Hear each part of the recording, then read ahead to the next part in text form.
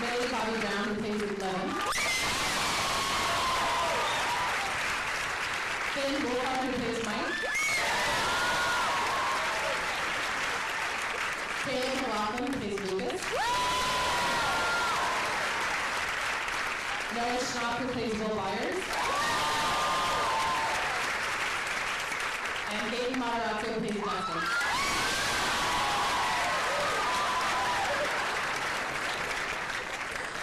This is a very enthusiastic room. I love it. So before we get started, I want to also mention that we are streaming live on Facebook and Instagram. You may have heard of those social media outlets. So welcome to all of our fans and followers on both of those sites and outlets. Please enjoy. Before we get into questions about the show, I wanted to congratulate you on your SAG Ensemble nomination, which is very exciting. And to Winona and Millie, who also earned individual nominations this year.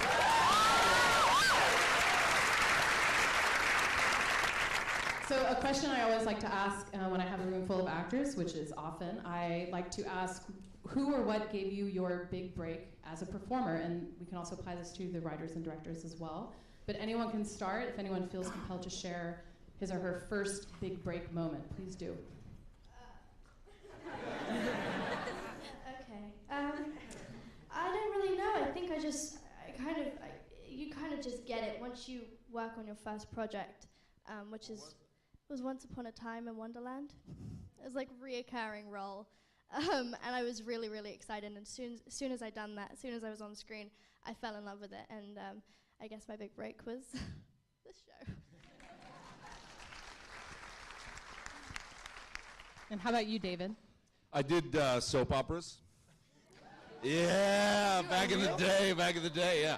I Steady mean, for work, we film, love it. what? Steady work. On soap Yeah, it's opera. great too. Like I did As the World Turns for 3 years. I was Officer Ron Shanks of the Oakdale Police Department. So I haven't come very far because now I'm just like another cop, but I'm a little more messed up and a little fatter. Yeah, I did soap operas for like 3 years in New York, and it was a great way to train because you shoot an hour of usable tape in a 12-hour day. So they edit on the fly, and if you can actually get your lines out in the right order, they move on. So anytime you see somebody be good in a soap opera, it is amazing. They are amazing. Yeah, where they say that I was too ugly and they pulled the camera away. How's Cleveland? Yeah, they don't do it live anymore. They used to do it live, but not anymore. Winona, what was your Winona big break? Ryder. Give us your big break story. There's big break, but then there's first job. I didn't know which one. Big break. Talking. Big break. Big break. Come on, which soup? Yeah! Woo!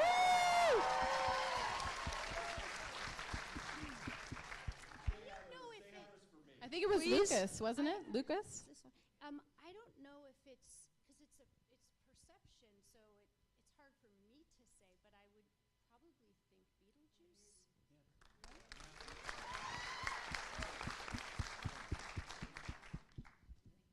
That sounds good. Thank you. And for the writers and directors, just briefly, you guys obviously you'd worked in television before, and Sean, you've been mostly features. But tell me a little bit about how you first broke through, and what was the project that got you noticed?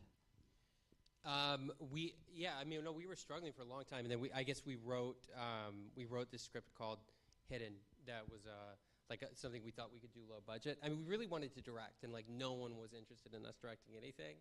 And then so we realized, we got to write. We got to learn how to write. And then so we just taught ourselves how to write, and we ended up with this like 90-page like kind of supernatural thriller, which Warner Brothers ended up making and dumping, and so no one's ever seen it to this day. I mean, that's how it is. It's up and down, up and down. And then we got on a show called Wayward Pines, and we learned television, and then and that was crazy. So we learned that, and then we wrote this. I mean, this is really the first thing we've done that a lot of anyone really cared about, I feel. But we've been at it for a long time, or feels like it. How about you, Sean? Well, I mean, I went to film school like these guys did, though many years before them. And I don't know, the thing I was thinking about kind of is when Winona was saying, well, there's big break, and there's when does it feel like your career started. And, this came across my desk between movies. And I just kind of knew instantly that this was something major and that these guys were a significant voice. And then I watched Hidden, the movie that the world never got to see, and it showed real talent in their filmmaking as well.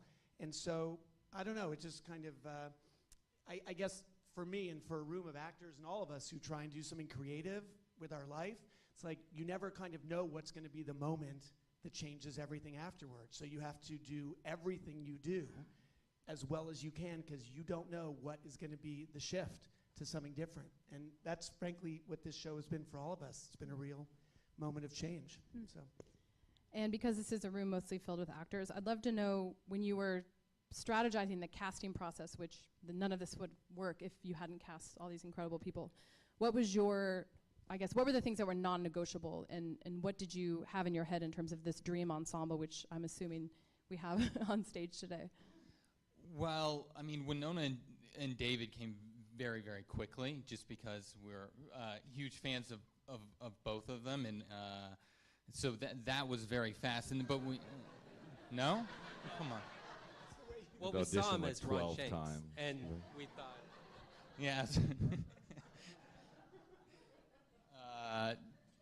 No, they came very, very quickly, and Netflix was very supportive, and so that just came together quickly. But we knew that none of this would work without the younger kids clicking, and so we started that search very, very early on, almost right after we were greenlit, and it took. I mean, we saw how many? A lot, like 1,000. Yeah. I mean, over 1,000. And I have to credit to the Duffers and to Carmen Cuba, who's our casting director, who's exceptional. Because Amazing. these guys were so vigilant in not casting anyone unless they felt completely authentic to the character. And it's ended up creating this ensemble that is kind of weird and unique, and it's kind of, it works in all its disparate, odd pieces, because Ross and Matt were so determined to create something singular. But it's not like there were backups. There wasn't a backup Dustin. Right. Like if Gaten hadn't been like, you know what, I don't want to do it, I don't know what, we'd be in trouble. Thank we God really you didn't pass, Gaten. Yeah, if you had passed, we would be really... We almost lost Finn for a second, but then he came back to us. And all was right. He was in demand. True. And for Winona, you were actually on the cover of our August issue, in which you said, and I love this quote, you said, "I get a lot of, you don't have kids, how do you know how to act like a mother?" And you said, "I know nothing could compare and I haven't had the experience, but when my niece was born, I felt like I could jump in front of a car and die for this little person I didn't even know." I thought that was a beautiful way of, a lot of people play things they aren't in real life, which is no duh, you're an actor, right? But I want to know specifically, what about Joyce spoke to you in a way that maybe an experience you hadn't had when you had read other scripts in the last few years? God, I mean, that's a lot of things spoke to me about her. I think the fact that she was flawed and just very human, and not perfect or cookie cutter. She wasn't just like the mom in the fluffy slippers in the corner, like, come on, kids. Like, which, you know, a lot of, when you read the parts of the mom, which I'm now of that age, that a lot of them are just sort of there like that. But she was so, you know, I think that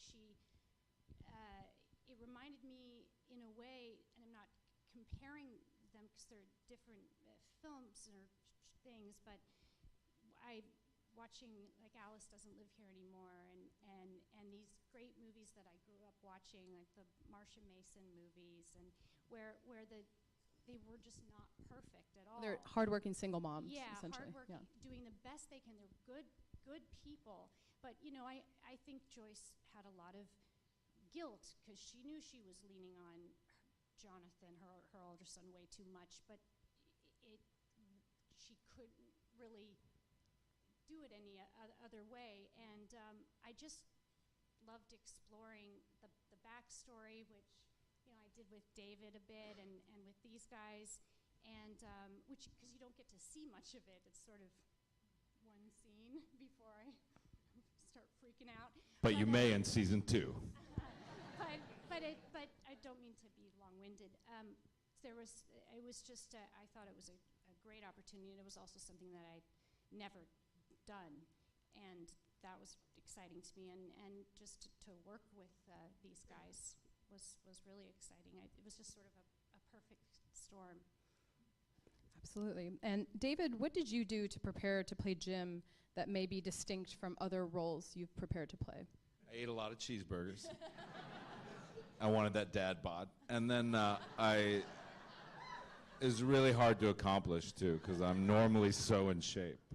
And then I smoked a lot of cigarettes. But seriously, I really started with, like, I did a lot of work. And it's funny, like, I do, you know, acting now, as you all know, like, I guess I get sometimes annoyed when they ask people, like, how they prepared for a role, and they say, like, I went to the gym and I really and they talk about their workout routine, because I do think, no, but I mean, I think it is a cultural problem of this sort of narcissism in our society around bodies and stuff, for men and women now. But I think that there's a lot to acting, and I think that in a weird way it's devolved, and I don't think that there's a lot of respect for our process and our craft. And we do a lot of work on the soul of the human being that we're trying to embody, and I did a lot of work, and that's, to me, that's really psychoanalytic work. Yeah. Like, you go way beyond the page. What?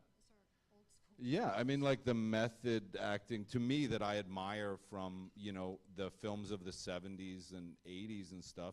And not to say there isn't this good work going on by actors at this time.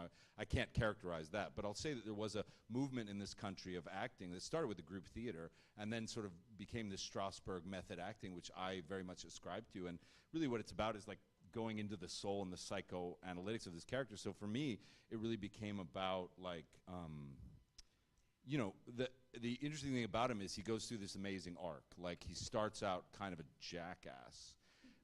Can I say that on Facebook? He starts out kind of a jackass in the beginning of the series. And what was, to me, so sophisticated about the writing of this is that you see in the first shot that there's a daughter, or you see that there's a family on the refrigerator, and then you cut to him on the couch drinking. And a lot of times writers will then make the character one-dimensional in the sense that that character is now sad, or that character is now angry, and that will play through, because we need to know that he lost a daughter and he's going to be angry. And the first scene you really see with Jim is he's funny, like Coffee and Contemplation, and like, but that to me was very sophisticated in the sense that he's developed a personality to deal with this trauma that he's developed a shtick that, like we all do, to prevent the pain of that thing. And so for me it was all about, like, really finding the fundamental kernel of him, which was, you know, this for me a very personal thing of who Will Byers was to me. In other words, what would activate me to actively try to save a human being and truly sacrifice your life, and truly sort of on a mission to die. Like, he's sort of on a mission to die. And so that was really detailed in terms of how I came up with that. And it was a lot of work. I have an acting coach that I still work with, an acting teacher. I still go to class. You know, like, I'm totally committed to developing the craft of acting. So I worked a lot with the psychological kernels of that. And then it was a lot of fun to come up with the shtick, like, and to come up with, like, his sarcasm and, like, yeah, and, like, his smoking and his drinking and, like, all this stuff. Once I kind of had that activator that you see in kind of episode 3 when he gets lied to and he starts to punch people. And I have to just add, though, that what was really great is I was kind of terrified, because I had heard from a lot of actors that TV is really fast and you don't have any time and this and that. But these guys really gave us that time, or the illusion of it. We felt like we you know, if we needed to, you know, and that really helped. You know, it really did. Thank you. Well, it shows. It shows on screen. Millie, you weren't here last month when I grilled your co-stars on their auditions. But first of all, I wanted to know, what were your first thoughts when you read the script? Did you have a clear sense of who this young woman was, and did you have a sense of what she looked like, and was she clearly outlined for you? And how did you feel about stepping into her shoes, which, you know, it's a very difficult part? Well, it was difficult going into a character that doesn't speak. I didn't have anything to really base myself off of, but the Duffers.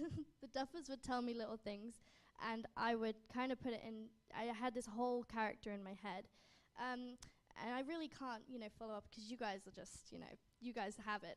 I was just kind of like there, and I wrote things down. And I was like, I don't know if she has a look. Maybe she has a look. And then, the Duffers and I and Sean, we all collaborated our ideas on the look that Eleven has when she uses her powers. But 11, very good, David, very good. He read for the show. He read for 11 actually, and I read for Jim Hopper. I did. We switched characters.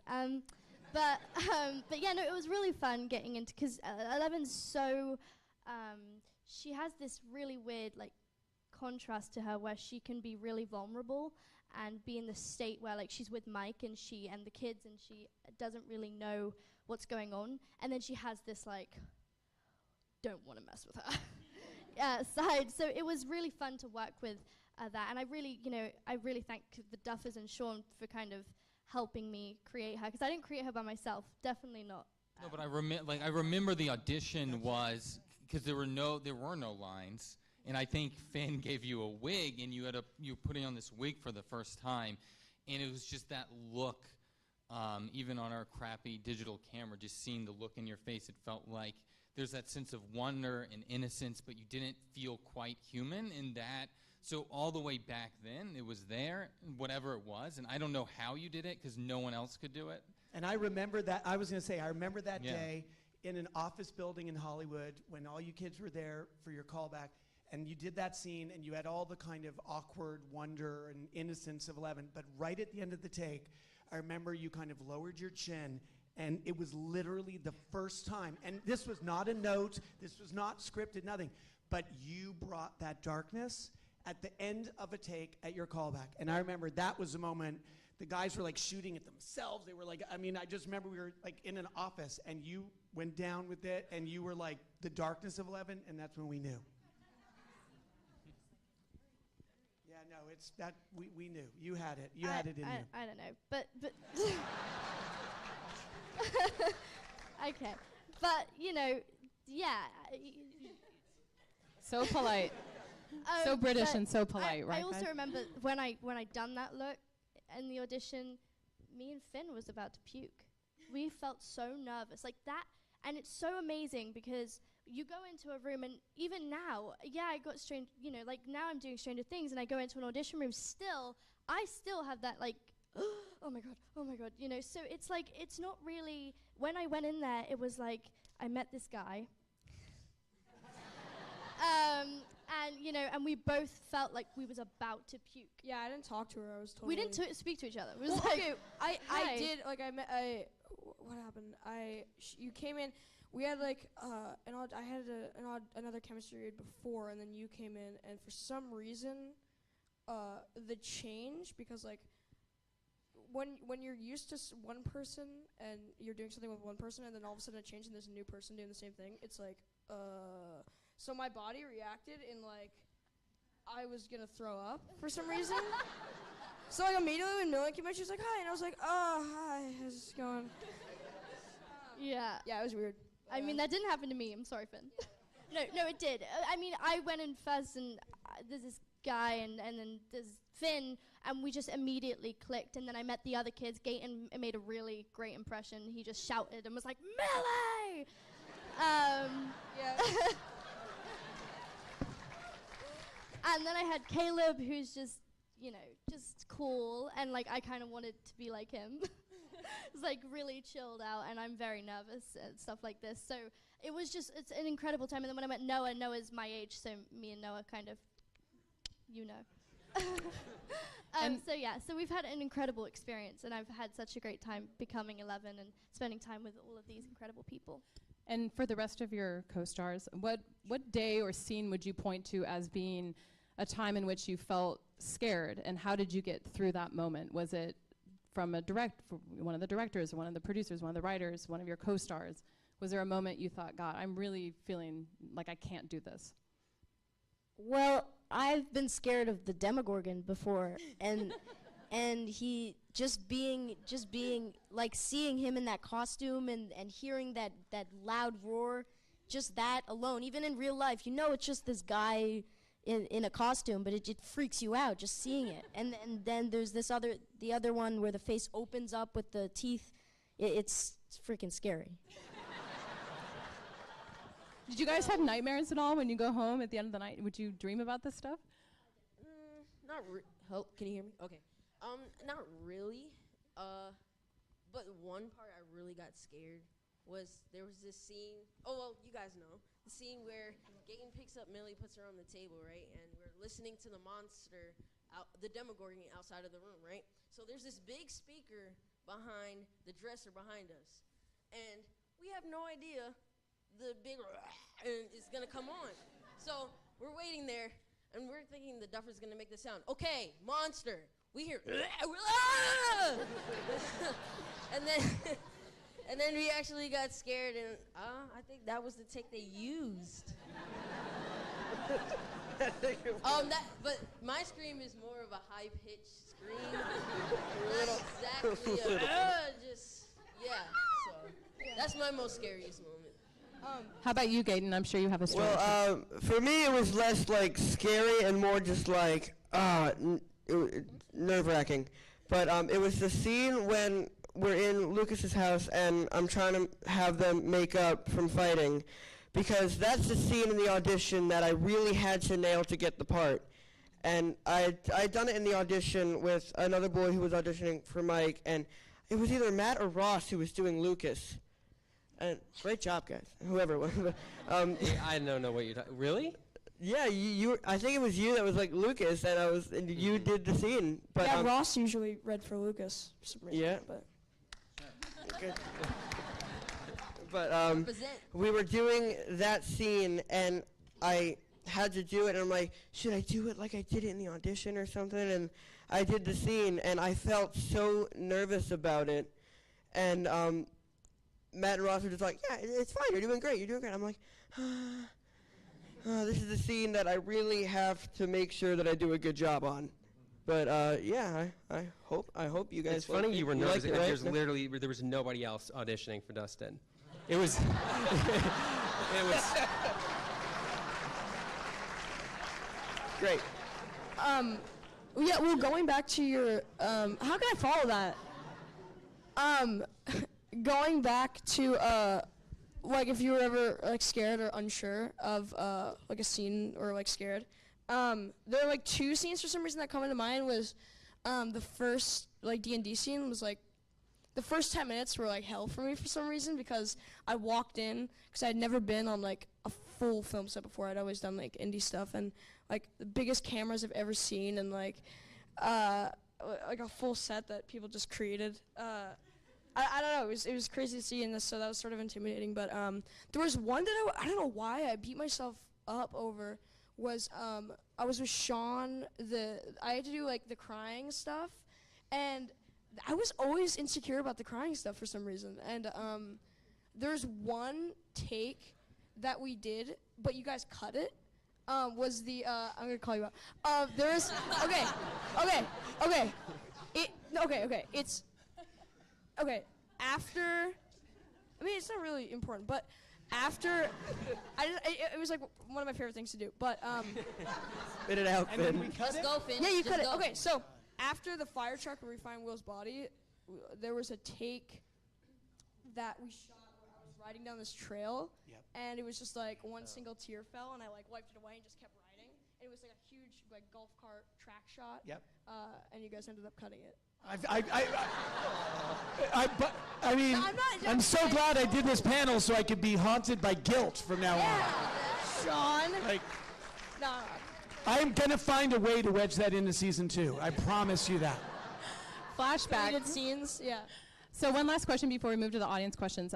So for the younger actors, being able to work with David and Winona, I'm sure was incredibly wonderful. And I'm wondering, what did you learn from them on set, a lesson or a technique or anything even about the business that you've taken with you that you feel like is serving you now in season 2, but also beyond this project? All right. No, you worked with Winona mostly, so. Yeah. I just remember. I remember you taught me this just randomly on set. It was when it was at the very end of the first season, and it was the shot. It was like going out, and we were supposed to just be talking, and she told me to repeatedly say carrots and peas, rhubarb, and I never forgot that ever since. And I just thank you, Winona. Well, it's when for any of you who've done when you're in the background and you're supposed to be talking but you don't have any lines. Okay, watch. I'm gonna mouth carrots and peas, rhubarb. It actually looks like I'm saying words instead of blah blah blah blah blah blah blah. And I learned that. I learned that at ACT in San Francisco. But then Catherine O'Hara in the great Christopher Guest movie, For Your Consideration, I think she does it. She does hub up. Oh, she does hub up. But I remember when I worked with her on Beetlejuice, we talked about that. But it actually, seriously, if you have to be in the background and you don't have dialogue, but you're supposed to be talking, and you can do it angry, like, or you could do it like. And all I'm saying is carrots and peas, rhubarb. You guys didn't know you were getting a master class in acting today. I don't know who came up with that, but that is the most brilliant thing I've ever Thank you so heard. much for that. Do you know, this is the thing though. I wish I could use that, but I don't speak. So I think I would just be more like. But it only works if you say it. It's so. Well, I think if you say it, you do it really well. I think it's just you. But yeah. So I want to get to a couple audience questions. So 2 things. 1, don't bother asking about season 2 because there's no point. And second, when we're wrapped, all these fine people have to leave right away. So please do your best to not rush the stage despite your best tendencies to do so. So I will take a couple questions. We have a couple of mics, so just raise your hand. Young lady here in the red hair. Hi. Okay, so there is a scene where 11 walks down and she's not supposed to be seen by, I think, Will's family. Or no, not Will. Sorry, Mike's family. I'm looking at you and said Will. And you guys all distract at the same time with like spitting out milk and banging on the table, and that's my all-time favorite scene. And I was like, just crack up every time. And I was wondering how that came about, like whose idea that was, and like who choreographed all of that to happen at the right time. That was amazing. Yeah, it's them. Oh yeah, I mean we wrote it in the script, and then it was really I think it never timed out correctly, and then we just edited it so that it worked. And then Holly, the little toddler, was supposed to bang on the table, but Gaten was banging, and it made her upset, and she started to get slumped down into her seat and cry, and we used that take. Because she was, 3? I mean, she doesn't do what we tell her to do. So we just train a camera on her at all times, and Gaten upset her, and it was great.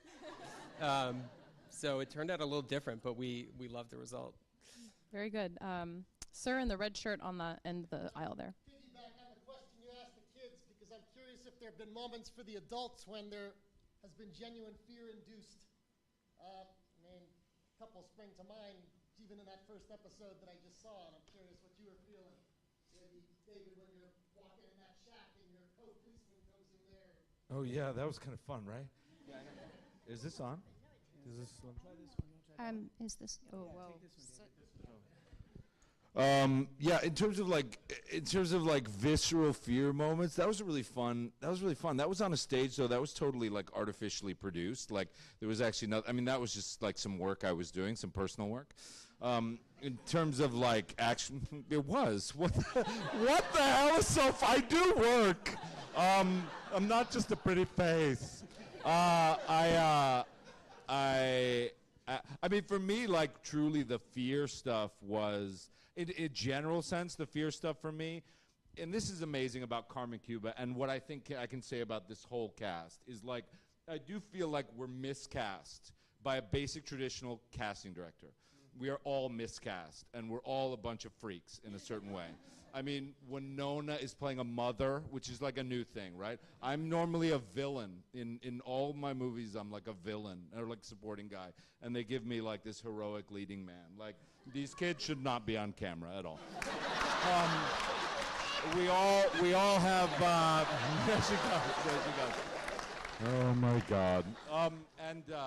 And even like we all have weird bodies, and like I just love this cast. Like, I just love the uniqueness of this cast. So for me, and I think for all of us, like, we were down in Atlanta, we were shooting the show, and we you know, everyone was like, "Did you think it was going to be great?" And I was like, "No." Like, we were. I think you guys felt this too, right? We were terrified. Like, we were down in Atlanta, we were just constantly shooting, and I think we had high hopes for it. But I think we were all just afraid and wanted to do the best job. So for me, the constant fear was that I would just suck. Like, the whole time. So that was more than the visceral fears of the Demogorgon or anything. That was like constantly the fear in my head. Okay, one last question. Young lady in the beige coat on the end here. Hi. The show is amazing. I have a question for the Duffer Brothers primarily. The show, you know, obviously you guys have been interviewed about how it's very reminiscent of some other, inspired by a lot of, you know, older movies, and it just breathes so well. And I feel like so much TV and movies nowadays like move so fast that you miss the characters, you miss the feelings, the relationships. And the show really, I love the characters and the relationships, and that's what makes it so special for me. I was hoping you could talk a little bit about how you developed those characters and how you really managed to succeed with that.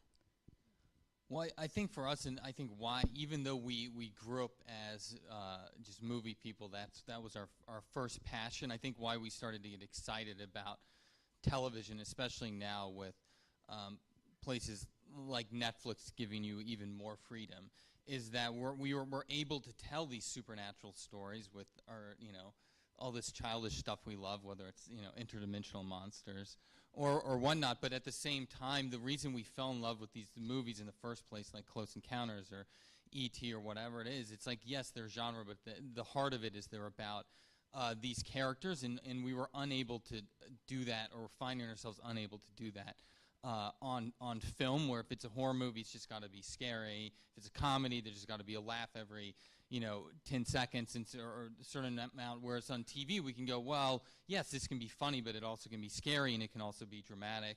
And I think that's why we fell in love with these movies in the first place. So I think it was taking those ideas and moving them into this new medium where you could take a break. You don't it doesn't always have to be about a monster, and you could just, you know, just learn more about these characters. And I think that's what got us excited about it. I agree completely. That a lot of movies now, especially the blockbuster stuff, it moves for me, it's too fast. Because I don't get into it. I get exhausted. It's like they cut it really fast, and there's all this action, and I get bored. Like, I actually check out. Except Sean's movies aren't like that. Then and so I mean, it's not across the board, but a lot of movies I feel that way, and that's why I've been getting more into television. So, and then we started to see people that we admired kind of making to transition to television and telling these stories in a very cinematic way, but also they had time to breathe. So we wanted to do that, and, you know, get our monster in there too, which we did. It was fun. Well, thank you all for being here. Good luck at the Globes tomorrow. Thank you. Thank you. Thank you.